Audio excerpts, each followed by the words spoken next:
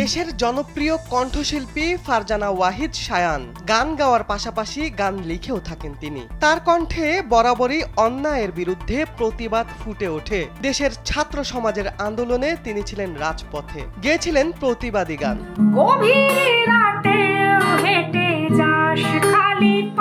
এবার কলকাতার জন্য আওয়াজ তুলেছেন তিনি। কলকাতার আরজি কর মেডিকেল কলেজ হাসপাতালে নারী চিকিৎসককে ধর্ষণের পর হত্যার প্রতিবাদে গান বেঁধেছেন শায়ান।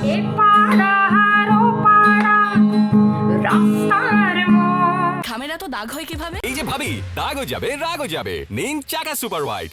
এ আন্দোলন এখন কলকাতা থেকে গোটা ভারতে ছড়িয়ে পড়েছে। বিনোদন জগতের তারকারাও নেমেছেন রাজপথে। বিষয়টি নিয়ে গানে গানে প্রতিবাদ জানিয়েছেন শায়ান। জাস্টিস ফর আরজি কর, মেয়েরা রাত দখল কর গানটি প্রকাশ করেছেন নিজের ফেসবুক পেজে।